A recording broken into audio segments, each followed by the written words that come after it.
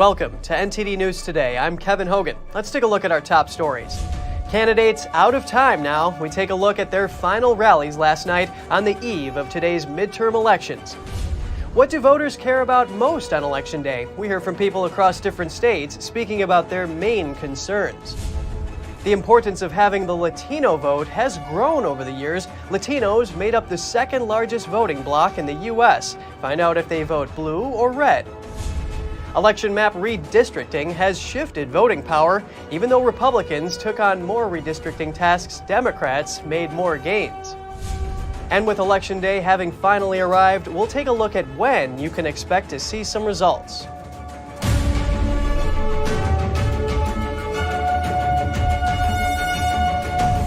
It's Election Day and time's out for candidates. NTD's Jessica Beatty has more on their final push last night to convince voters they're the right person for the job. No matter what you call it. In Georgia, Democratic U.S. Senator Raphael Warnock made his final campaign stop Monday evening to rally voters. Your job is to make sure everybody in your circle turns out and votes tomorrow because the issues are too urgent, the stakes are too high. Warnock's a pastor at the Atlanta church once led by Dr. Martin Luther King Jr. The senator's up against former football star Herschel Walker.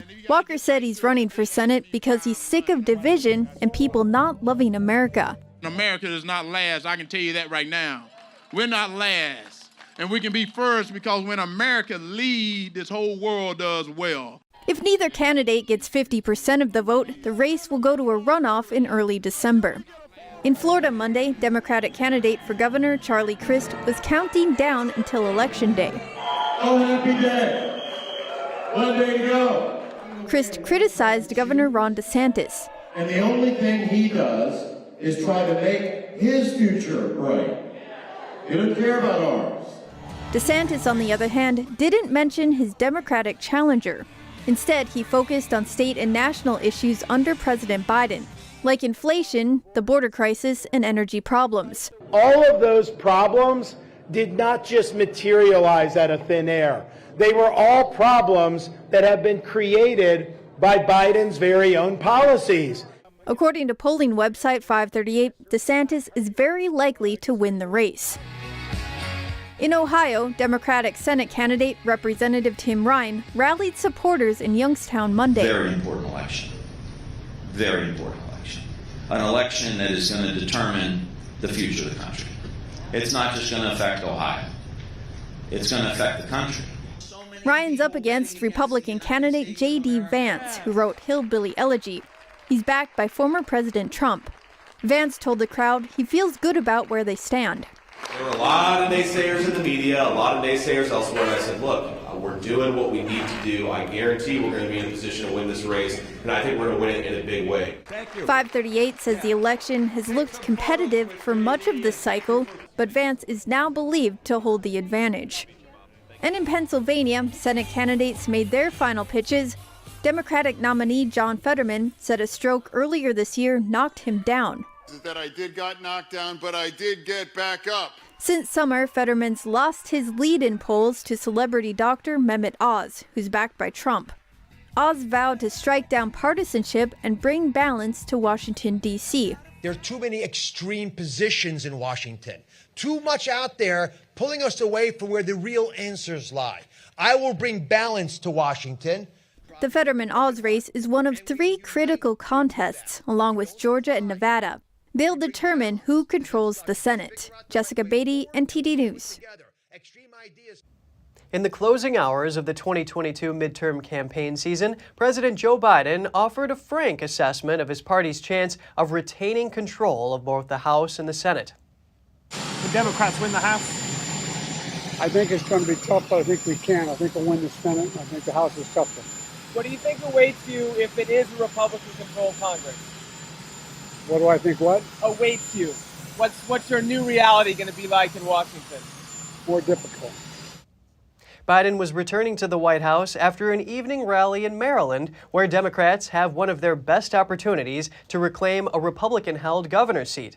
The president's late campaign strategy has been to stick mostly to party strongholds. He's opted not to stump in more competitive territory where control of Congress may ultimately be decided. Biden's public approval rating has slumped in recent months. He's now sitting at 39% in the latest Reuters Ipsos poll. Biden won Maryland with more than 65% of the vote in 2020. And speaking of presidents, former President Donald Trump has suggested he will mount a 2024 presidential run. He was speaking yesterday at a political rally in Ohio to support U.S. Senate candidate J.D. Vance. I'm going to be making a very big announcement on Tuesday, November 15th at Mar-a-Lago in Palm Beach, Florida. The former president declined to elaborate, saying he did not want to detract from tomorrow's very important, even critical election. Nonpartisan election forecasters predict that Republicans are likely to pick up roughly 25 seats in the 435-seat House of Representatives. That's more than enough to win a majority. Analysts also say Republicans could pick up the one seat they need to win control of the Senate. Should Trump run and win, he would become only the second U.S. president in history to serve non-consecutive terms. Americans all over the nation are ready to vote. Their main issues: crime, inflation, access to abortion, and more. We hear from voters across different states. In Pennsylvania on Monday, some voters said one of their main concerns is a rise in crime and the border crisis. So personally, as a voter, to me the main one is crime. Being a person that immigrated from Latin America to the U.S., moved my family here, the reasons you leave are crime and instability and insecurity. You come to the U.S. and you're looking for a peace of mind. And one of the things that I loved the most moving to the U.S. was I walk from my house to my job, something I could never do in Latin America. And then you see the statistics, crimes are rising across the country. Even here in Pittsburgh, it's not as affected as other big cities. You still see crime going up. You still keep getting warnings. If you hear this, don't do that. And in downtown, you hear some gunshots and some gun violence going up. Yeah, the border being wide open and the fentanyl, the streets being saturated with fentanyl, and of course inflation and gas and everything else. I mean, but the evilness in the situation right now with the borders being open and the fentanyl pouring in is just so wrong. A Cuban-American immigrant in Miami agrees, saying the border situation is a problem. Call it what it is. It's an invasion. We're being invaded, and nobody wants to call it that. I, as an immigrant, as a refugee from a communist country, I am sympathetic to the plight of the illegal border crossers. But there's a process to be followed. Another Miami voter says the Cuban community doesn't lean to the left. The Cuban community is very united, so whenever anything happens, you'll see a lot of Trump flags, you'll see a lot of Republican Party allied people coming to famous places like Versailles, La Carreta. They'll come and protest together, and it's usually right-leaning. I've never seen a left-leaning one. A big topic for Republicans in Pennsylvania is abortion. Protecting babies in the womb. At conception, the baby is a baby. It has to grow and develop. Some people might call me a single vote voter, a single issue voter, but my primary issue is protecting the unborn. And after that, I have lots of concerns about immigration, equity among classes and so forth, but I think issue number one is protecting the unborn. Well, the Republican ticket is the better ticket. It's the American ticket. It's for our sovereignty and for this country was founded on God. Many voters in Atlanta also say they have abortion on their minds. Top of my mind, especially being in Georgia, is women's rights. And of course the economy is a concern as well. But top concern for me, women's rights. Overall human rights are really important. LGBT rights, abortion rights, women's rights, those are probably the most important to me, just given my family history and kind of what's important to me on a day-to-day. So. Well, I think inflation is probably first and foremost for me. Women's rights is right there. I'm not too concerned about gun control. I'm not too concerned about the Second Amendment, First or Second Amendment. So, inflation and all that, that's been hitting all of us, but I do see that, not being an issue in the future, but long term, I think the state of our democracy is probably the top issue for me. Retirees in Ohio say a big issue is the country simply being too divided. I think just the toxic partisanship altogether, the name calling, half the country is deplorables. When you elect a president, it's a president for all the people, not just some of the people. And I blame both parties for this toxic environment. It takes both parties to get involved in it, but boy, it seems like it's getting to a point where you can't even sit down and talk to a common conversation. Polls in Ohio opened at 6:30 a.m. on Election Day. Latino voters could be key in whether Democrats or Republicans are elected. They form the country's second largest voting bloc with a lot of growth in recent years. In the 2022 midterm elections, Hispanic voters could be a deciding factor in many races. It's the fastest growing voting bloc in the country with about 34.5 million eligible voters this November. This means Hispanics represent 14.3% of all eligible voters, the second largest demographic behind white non-Hispanics. Hispanic voters grew by almost 5 million since the last midterm in 2018, accounting for 16% of the increase in the voter population. The Latino vote is especially important in 3 battleground states: Florida, Texas, and Arizona. Hispanics make up close to a third of all eligible voters in Texas, a quarter of eligible voters in Arizona, and 1/5 in Florida. Latinos have traditionally been a reliable base for the Democratic Party. According to the Pew Research Center in September, 53% of registered Latino voters say they would vote Democrat in their local House race this year. That's compared to 28% for Republicans. But in recent years, many are shifting to the GOP. In the 2020 presidential election, then-President Trump made significant gains. 38% of Hispanics voted for him, compared to 28% in 2016 and 26% who voted Republican in the 2018 midterms. The trend appears to be continuing this year. In a special congressional race this June, Republican Mayra Flores made a surprise victory by flipping a seat in South Texas. The district is predominantly Latino and traditionally voted blue. And spewing more trouble for the Democratic Party this year is the current state of the economy. According to an August poll by the Pew Research Center, 80% of Latino registered voters say the economy is very important in deciding who to vote for. And when it comes to the economy, the gap in Hispanic support for the two parties is narrowing. According to a New York Times poll in September, 43% of Latino voters said they agree more with the Democratic Party on the economy, while 41% of them agree more with the GOP. The Justice Department is sending election monitors to voting sites in 24 states. They say the move is to protect federal voting rights laws, but their officers were turned away in Florida. According to Brad McVeigh, General Counsel for the Florida Department of State, Florida law doesn't permit DOJ monitors to be stationed inside polling booths. McVeigh warned that the presence of federal law enforcement could be counterproductive and even damage faith in the election, especially if there's no evidence to justify the need for a federal intrusion. He added the DOJ didn't provide any authorization for the plan to insert monitors into polling sites. The state is now considering sending its own monitors to the targeted jurisdictions. The DOJ didn't immediately respond to a request for comment. And a county in the suburbs of Atlanta, Georgia, has extended the deadline for more than 1,000 absentee ballots. Cobb County election officials said the absentee ballots were requested but did not go out due to human error. The county's election director said a worker missed the final step of packing up and mailing out the absentee ballots on at least 2 days in October. The county says it will overnight the ballots and accept them back through November 14th. That's nearly a week after Election Day and the same day that Georgia's military and overseas ballots are due. A state judge approved the extended deadline on Monday. That's a day after the ACLU of Georgia and the Southern Poverty Law Center filed a lawsuit over the ballots. The Georgia Secretary of State's office says they plan to open an investigation into the incident with the state election board. Michigan Secretary of State candidate Christina Caramo asked for mail-in ballots from Detroit to be rejected this election. Now a judge has ruled against the request.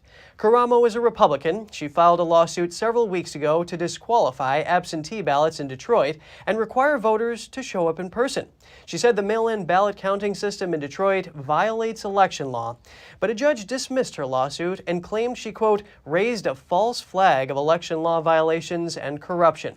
In her lawsuit, Karamo asserted the city of Detroit has been, quote, plagued with election corruption for years. Detroit has been steadily losing population for decades due to a loss of manufacturing jobs and high violent crime rates. Michigan lost a U.S. House seat coming out of the census, but still has 3 of its 13 districts drawing national attention. A Florida woman has been arrested for alleged voter fraud. Officials say she voted in 2 states in the same election cycle. Cheryl Ann Leslie was a physician assistant in Palm Beach, Florida. In 2020, she allegedly cast her vote in both the federal and state primaries in Florida and Alaska. According to the Florida Department of Law Enforcement, her Alaska votes were sent via absentee ballot, while her Florida ones were submitted in person. On top of that, investigators found a pattern of double voting, as Leslie allegedly voted in both states in 2014, 2016, and 2018. Leslie said her job requires travel in multiple states. She now faces charges of voting in 2 states and casting more than 1 ballot in 1 election. Both are third-degree felonies. Florida authorities say a total of 22 people have been arrested for election crimes since August. An arrest warrant for a 23rd is still active. And Arizona officials are assuring the public about the voting process ahead of the election. They also took time to explain and dismiss accusations of cheating and incompetence. You know, just at the end of last week, this misinformation effort really kicked into high gear as people who have large followings on Twitter or other social media platforms started to spread misinformation about this upcoming election. And a lot of this misinformation is being spread by people who don't even live here in Maricopa County. But for one reason or another, they want to distract and they want to create issues with our election. As committed as we are to keep the community safe, we're committed to protect the free vote in a republic. Anybody out there whose intentions are to undermine this effort, to create fear, to intimidate good men and women who are trying to facilitate this process, you will have to go through us to get there, and it's not going to happen on our watch. Gates addressed issues brought up by people on Twitter. He said they weren't things to be concerned about. Officials said all the concerns were misinformation or false election narratives. The officials represent Arizona's largest county. Maricopa County includes the city of Phoenix and its suburbs and about 60% of the state's voters. The county is approximately the size of the state of Connecticut. It's the state's most fiercely contested county. Election fraud was hotly disputed there after the 2020 election. Biden was granted the victory in the Arizona despite concerns about the process in Maricopa County. The battle lines have been drawn this year for the House of Representatives. All 50 states have new congressional maps for the midterm elections. NTD's Jessica Beatty takes a look at the new boundaries and what they could mean for House seats in the midterms. Every 10 years, states redo their districts' boundaries. The new lines reflect new population numbers from the census. This time, even though Republicans had control over redrawing more districts, Democrats actually gained more seats. According to polling aggregation website 538, the new maps have 6 more Democrat-leaning seats than the old maps, but Republican-leaning seats stayed the same. Of the 435 seats in the House of Representatives, 187 are now Democrat-leaning seats, and 208 are Republican-leaning seats.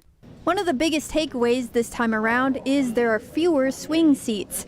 The new maps now have 40 highly competitive seats. That's 6 fewer than before.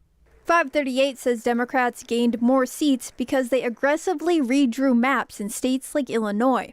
Courts, meanwhile, overturned Republican gerrymanders in states like North Carolina. But even though Democrats gained more seats, 538 says Republicans actually gained more ground from redistricting. The GOP is expected to gain 3 or 4 seats in November thanks to the new boundaries alone. The website says Republicans protected their existing position by converting Republican-leaning seats into solid red seats. That means they're more likely to go Republican. Right now, Democrats control the House with a slim majority, but 538 expects that to change in November. It says Republicans are favored to win the House in the midterms. The fate of the House likely comes down to about a dozen toss-up seats, according to 538. Historically, the president's party almost always has a bad midterm. The question is whether voters will shift back to Republicans this cycle. Jessica Beatty, NTD News. Control of the U.S. House of Representatives is on the line today, and so is the role of House Speaker. Two people are likely vying for the position. Representative Kevin McCarthy of California is minority leader now. He says he'll run for Speaker if Republicans take control of the House. Incumbent Speaker Nancy Pelosi isn't saying whether she'd retire if that happened, but she says a factor in her decision would be the October 28th attack on her husband. The first thing, I'll ask the president not to call half the nation idiots. A vote tomorrow is a vote to defend our democracy. Asked if she'll retire if Democrats lose the House, Pelosi said her decision would be affected by what happened last week or two. The midterm elections have finally arrived. When will you know the results? We take a look at that and some key states. NTD's Daniel Monahan has the story. White House Press Secretary Karine Jean-Pierre warned yesterday that the election results may not be known for a few days. All 435 seats in the U.S. House of Representatives are up for grabs, as are 35 U.S. Senate seats and 36 governorships. Republicans would need to pick up 5 seats to take a majority in the House and just 1 to control the Senate. The first wave of vote tallies are expected on the East Coast between 7 and 8 p.m. Eastern Time. With Republicans favored to win, media organizations could project control of the House by around 10 or 11 p.m. Eastern Time. That's if Republicans have enough momentum.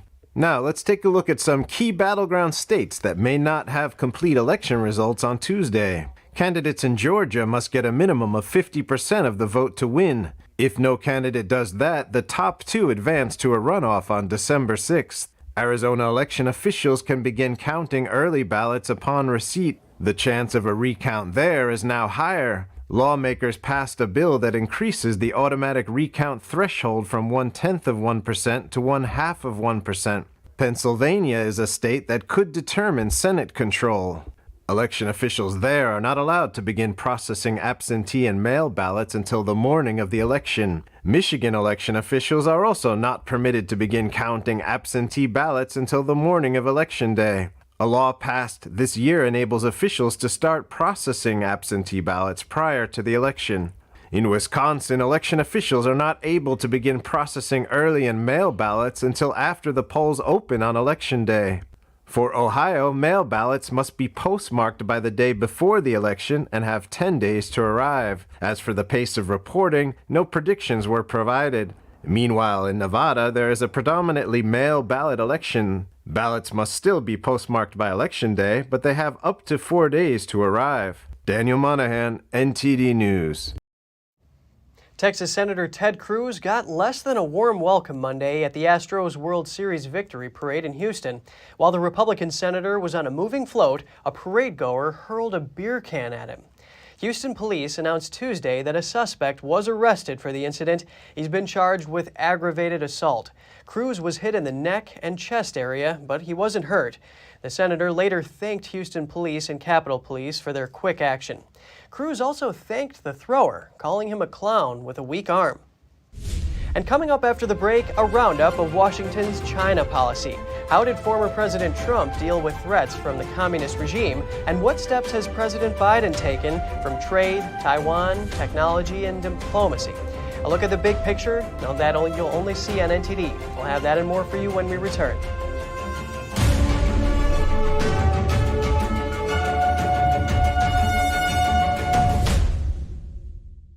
As Americans, it seems like other people have been telling us what to do, how to live, and how to think.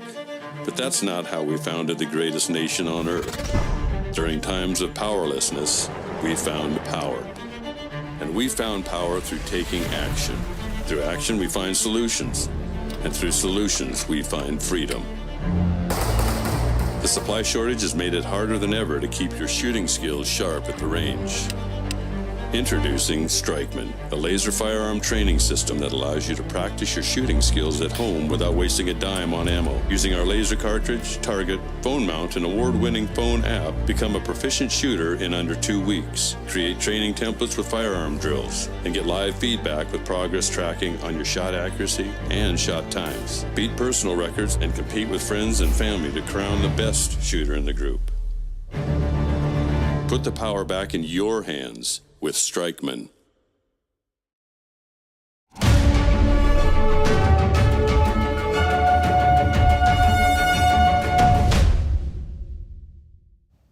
Billionaire philanthropist George Soros leads the pack in Politico donations this year. All of his $128 million in donation money went to Democrat candidates and causes. Wealthy citizens have donated heavily to both political parties this year, though none of the others come close to Soros. A list of them was put out by Washington-based organization for research Open Secrets. The next 3 slots on the list after Soros are Republican donors. Some, including the 5th donor on the list, donated to both Democrat and Republican candidates and causes. In all, 40 of the donors on the list supported only Democrats, 32 helped only Republicans, and 28 contributed to both categories. The recipients include individual candidates, political parties, and political action committees. Next, a roundup on Washington's China policy over the past 4 years. How does President Biden's China policy compare to President Trump's? Let's zoom in. First on the list, trade. President Trump started a trade war with China, slapping tariffs on over $360 billion worth of Chinese goods. At the time, the U.S. was buying more goods from China than vice versa. Trump used the penalties to pressure Beijing into buying more U.S. goods. The two countries ended up signing a trade deal. Under it, Beijing agreed to buy over $200 billion in U.S. goods. Together we are righting the wrongs of the past and delivering a future of economic justice and security for American workers, farmers, and families. But data from this July shows China only fulfilled 58% of its promise. So far, President Biden has kept the tariffs in place. The current administration has postponed its decision on whether to drop the tariffs and is still in the middle of a review. Biden's aides are divided on the issue. On the investment front, Trump barred U.S. companies and citizens from investing in companies linked to the Chinese military. His executive order says these companies raise capital by selling securities to American investors. But in reality, the dealings support China's military development. Biden amended that executive order and maintained key provisions in 2021. Career politician. On the technology front, the Trump administration doubled down on kicking Chinese companies out of the U.S. network. Specifically, it took aim at Chinese tech giant Huawei. Huawei is the world's largest telecom equipment maker, but the Trump administration said Huawei poses a national security threat. Huawei and other Chinese state-backed tech companies are Trojan horses for Chinese intelligence. At the time, the White House tried to block Huawei from developing its 5G network around the globe. The U.S. also barred Huawei from getting U.S. technology and chips by adding it to a blacklist. What's more, Washington targeted Chinese-owned apps like TikTok and WeChat. Trump tried to completely ban both apps from U.S. app stores.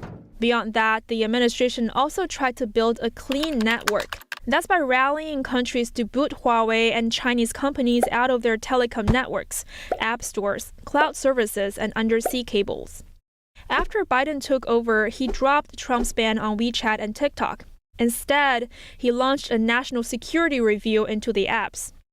And even though Huawei has been blacklisted, under Biden, the U.S. reportedly approved Huawei's application to buy microchips for its auto component business. The purchase will total hundreds of millions of dollars. That's according to a report from Reuters. A month later, Huawei's chief financial officer Meng Wanzhou was allowed to return to China. That's after reaching a deal with U.S. prosecutors in New York. Ms. Meng, what's your reaction to being granted bail today? How are you feeling? Canada arrested her at Washington's request in 2018. The U.S. accused her of violating American sanctions on Iran. Moves on other Chinese companies stayed consistent. Under Trump, the FCC refused China Mobile's application to provide telecom service in the U.S. Under Biden, the FCC revoked the authorization of 4 Chinese companies to operate on U.S. soil. On the diplomatic front, the Trump administration ordered China to shut down its consulate in Houston. The administration accused the consulate of being a spy hub. The administration also put visa restrictions on certain Chinese individuals, those engaged in overseas influence operations. Likewise, it required 5 Chinese state-run media companies to register as foreign missions and imposed tighter visa restrictions on their Chinese employees. Under Biden, both countries relaxed visa restrictions on journalists. Looking at the Hong Kong issue, Trump sanctioned over 30 Chinese officials for suppressing pro-democracy protests. He also ended preferential economic treatment for the region after Beijing imposed a strict new security law. On the Xinjiang region, the Trump administration labeled Beijing's repression of Uyghurs there as genocide. The U.S. also banned imports of cotton and tomato products from Xinjiang, citing forced labor. In a similar vein, the Biden administration passed a bill banning imports from Xinjiang over forced labor concerns. The administration also sanctioned almost 30 Chinese and Hong Kong officials. As for Taiwan, the Trump administration went beyond diplomatic protocols. Trump spoke directly with Taiwanese President Tsai Ing-wen, a major break from past U.S. policy. The administration also lifted curbs on interactions between U.S. and Taiwanese officials. U.S.-Taiwan relations continue to warm under the Biden administration. Biden said U.S. would defend Taiwan in case of a Chinese invasion. But would U.S. forces defend the island? Yes, if in fact there was an unprecedented attack. So unlike Ukraine, to be clear, sir, U.S. forces, U.S. men and women, would defend Taiwan in the event of a Chinese invasion? Yes. That's a departure from Washington's longtime stance of strategic ambiguity. Under Biden, the U.S. and China pledged to cooperate on climate issues in the next decade. But China halted climate talks after House Speaker Nancy Pelosi visited Taiwan. Ladies and gentlemen, the President and the Speaker have arrived. The Chinese regime also suspended cooperation on fighting illegal drugs like fentanyl. Over 70,000 Americans died from fentanyl last year. Most fentanyl precursors originate from China. And a kick on Chinese companies listed on the U.S. stock exchanges.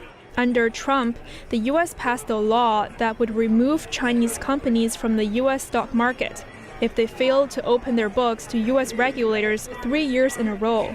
Negotiations continued under Biden. Both sides reached a deal in August, allowing Chinese firms to share more information with U.S. regulators. On semiconductors, the Biden administration slapped new restrictions on China. Under it, companies are banned from selling advanced computing microchips and chip-making equipment to China without a license. Washington also passed a bill. The motion is adopted. Setting aside over $50 billion in subsidies to boost the domestic semiconductor industry. $1 a year, they cannot pay. And there's more. The administration put over 600 Chinese companies on a blacklist. The reasons vary, ranging from aiding the Chinese military to involvement in human rights abuses. Juliet Song, NTD News.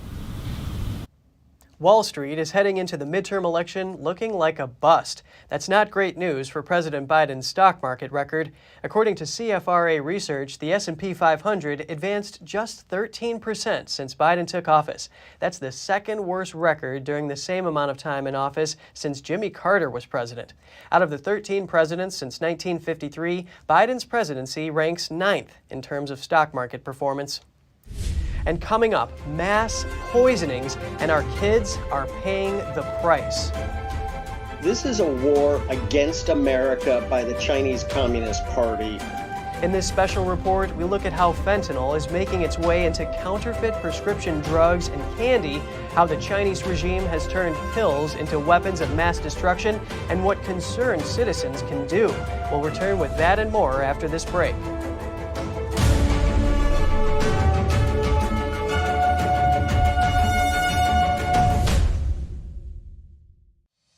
We're entering an unprecedented period of economic turmoil. The economy is unstable, our government is in shambles, and the global war on energy has created a domestic crisis.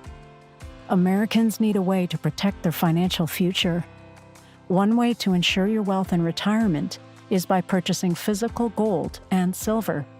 We can help. You can roll any part of your retirement account into a gold or silver IRA.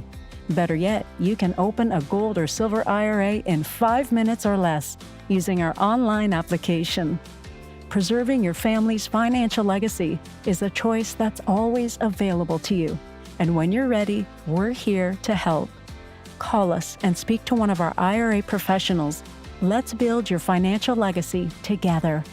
GSI Exchange, wealth for generations to come. Welcome back. Just a few milligrams, about equal to a few grains of salt. That's the amount of fentanyl that can be deadly. Tiffany Meyer with China in Focus brings us a deep dive into the deadly drug that's become the #1 killer of Americans aged 18 to 45.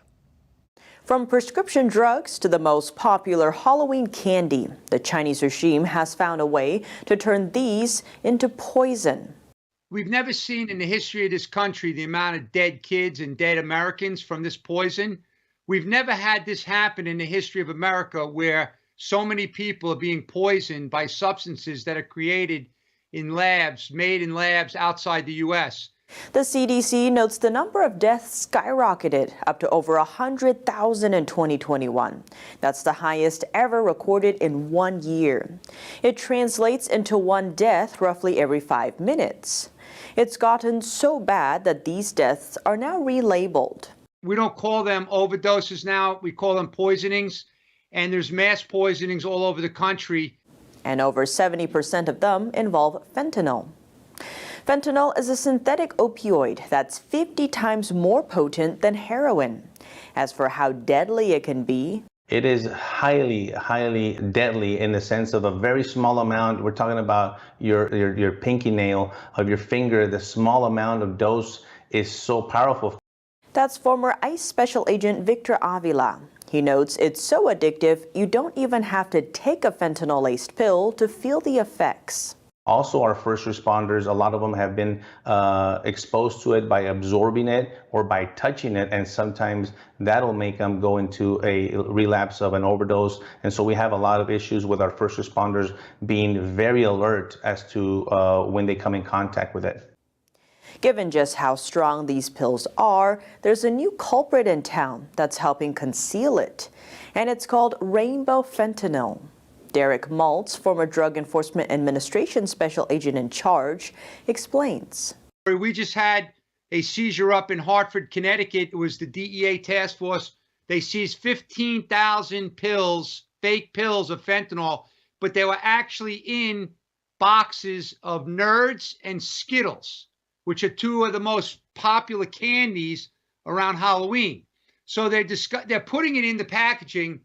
Doesn't mean they're going to sell it to kids, but they're trying to move their drugs without getting caught. But unfortunately, those packages could be left around in a house and some kid innocently picks it up and starts trying to eat the candy, and it's deadly fentanyl. So we've had plenty of kids in America dying in their houses.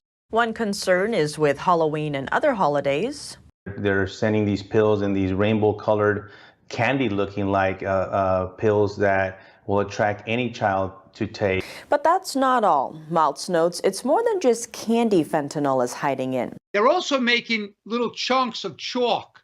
It looks like sidewalk chalk, but it's fentanyl. It's like colored, it looks like colored chalk. It's blocks, you know? And so kids can inadvertently pick that stuff up too. So it's becoming very dangerous. Why is fentanyl being found in candy and chalk?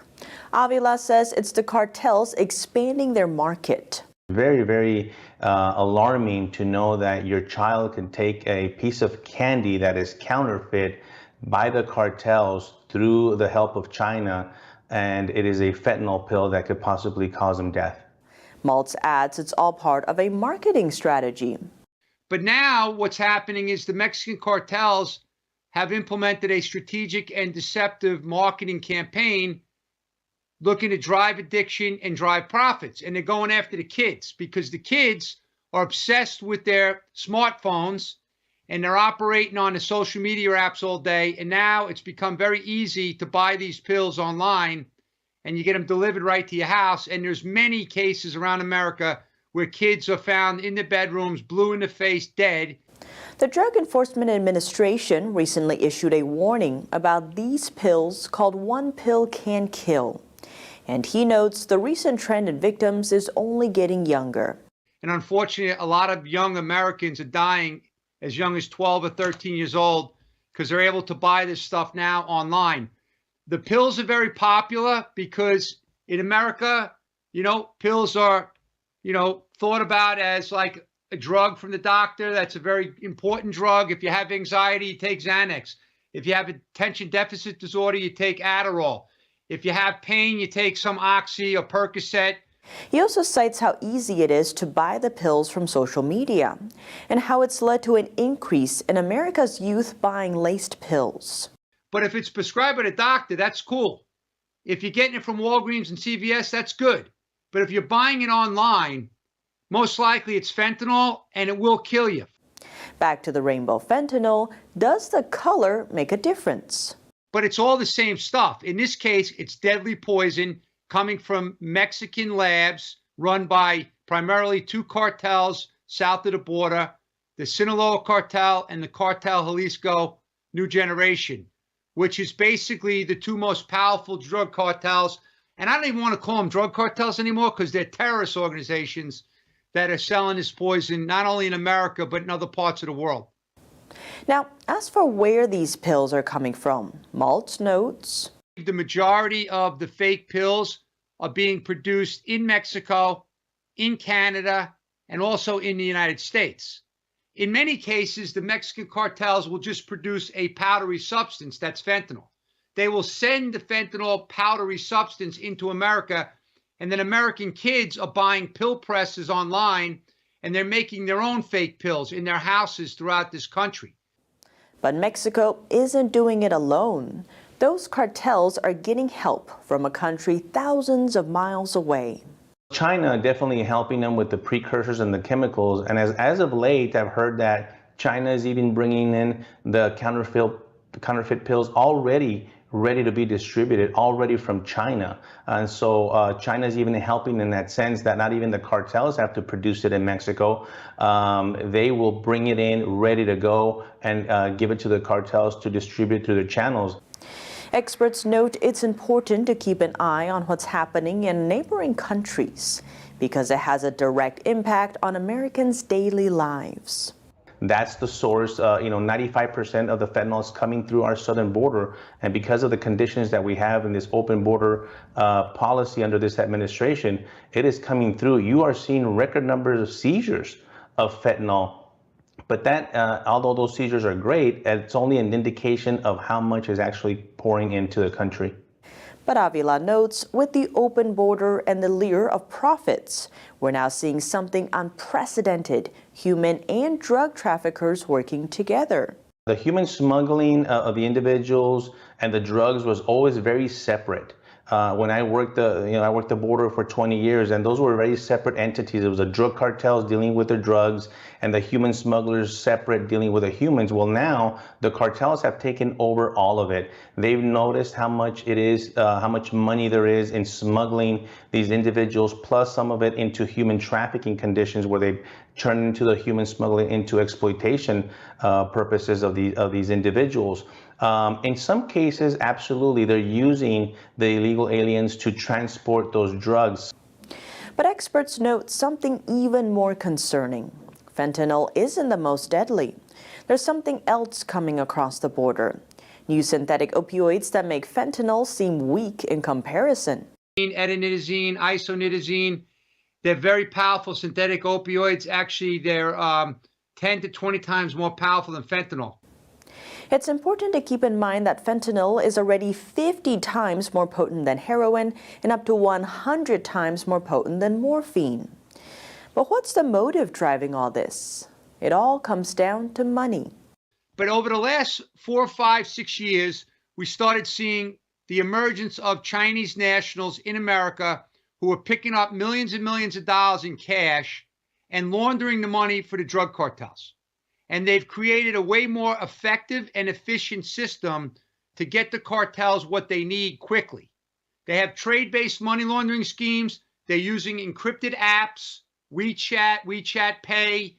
They're using their bank accounts in China to move money back and forth after they get cash here in America.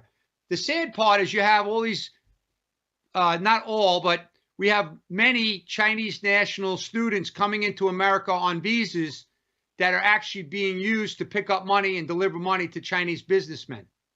So it's really, really getting worse. And there's not a lot of reports, but there was a report last month about how the Chinese Communist Party are buying billions of dollars worth of land, real estate, and property in America. And then if you look at some of the other stats, the majority of those purchases are in cash. Speaking of all that cash, there's an issue.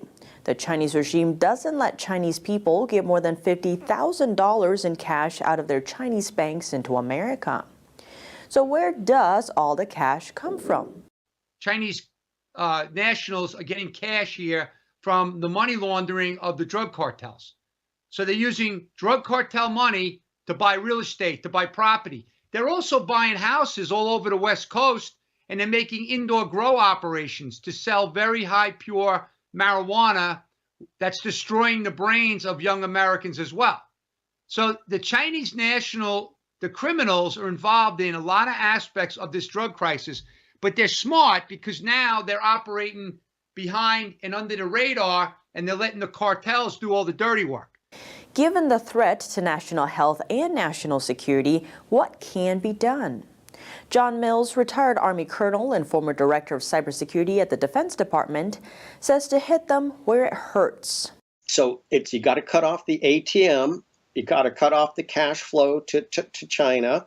You got to, have extreme maximum pressure campaign to cut off the financial flows to China.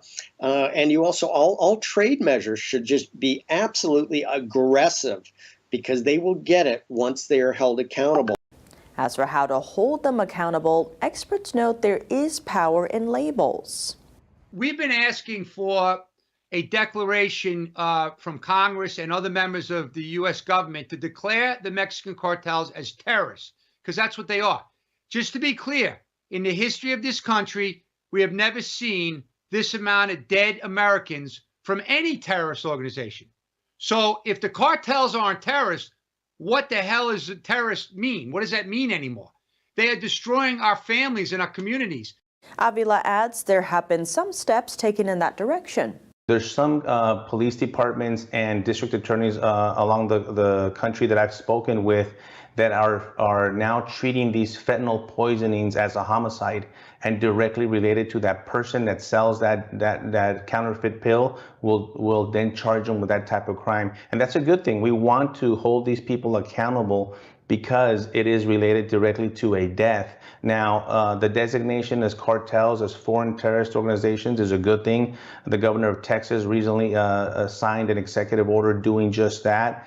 We're going to see how that turns out. But eventually, I think we need it done at the federal level under the State Department to categorize some of these cartels, just like ISIS, the Taliban, and Al-Qaeda, because that's exactly what they are. They're terrorist organizations. The difference is they're working out of Mexico, and they're present in our country and 50 plus countries around the world as well.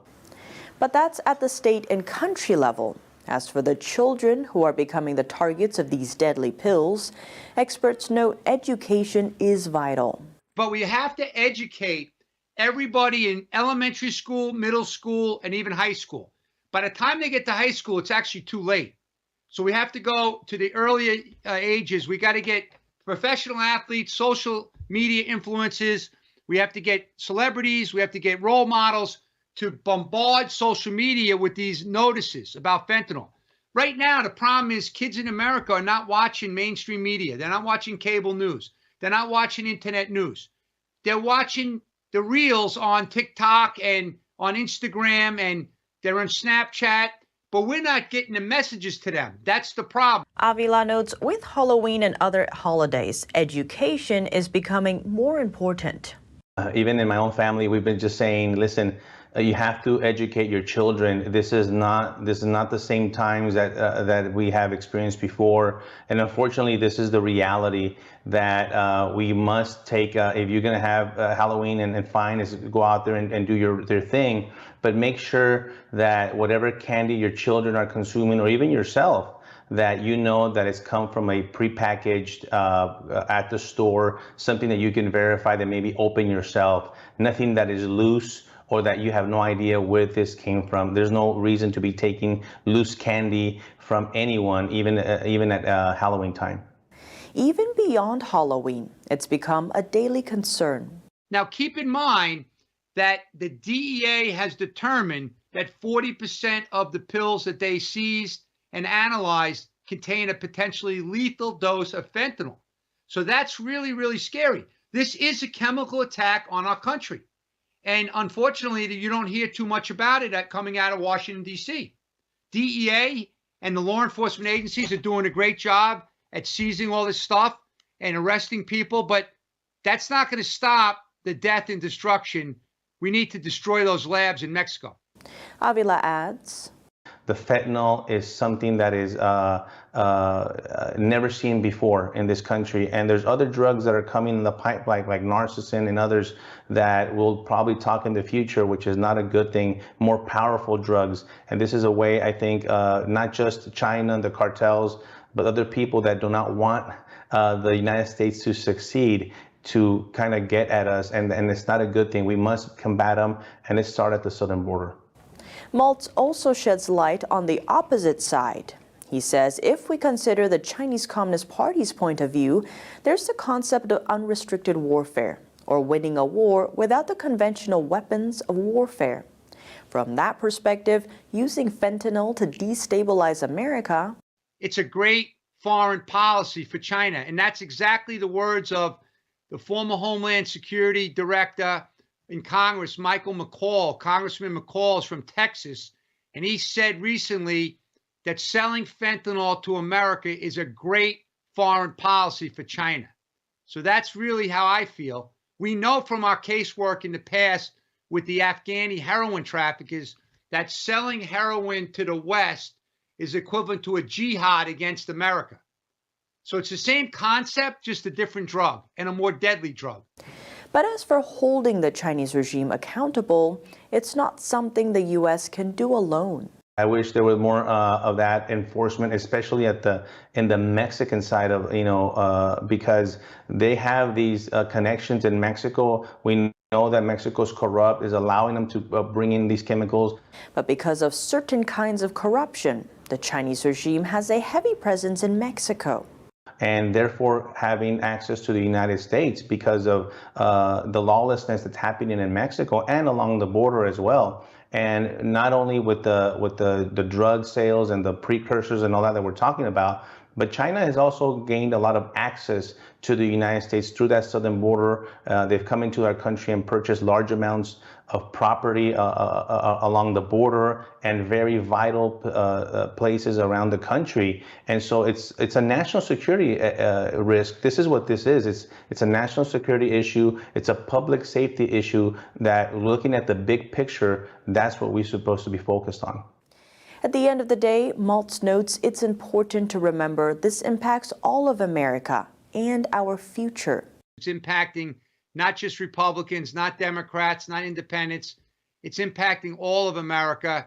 And it's probably, in my lifetime, the biggest day-to-day threat to our country and the future generation. If they're killing off all our kids, what's going to happen, 5-10 years from now? Who's going to be in the Air Force? Who's going to be in the DOD? Who's going to be the police officers? Who's going to be the doctors, the lawyers, the pilots, the construction workers, the teachers, the nurses? We're going to have a void. Given all that's at stake, experts warn there's a multitude of steps that need to be taken, and taken fast. From educating our children, to securing the border, to intercepting and stopping the cash flow to the Chinese Communist regime. If those steps aren't taken, it's not just our lives that will be disrupted, it will be our kids. And there won't be a future generation. Tune in for our live coverage of Election Night 2022, an NTD and Epoch Times co-production featuring our on-the-ground reporters in battleground states, the latest results and data analysis, plus insights on key issues from our hosts and trusted experts. The live coverage will start at 6:30 p.m. Eastern tonight on our website and Epoch TV.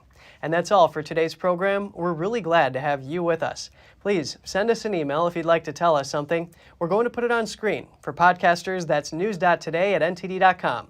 I'm Kevin Hogan, NTD News, New York City.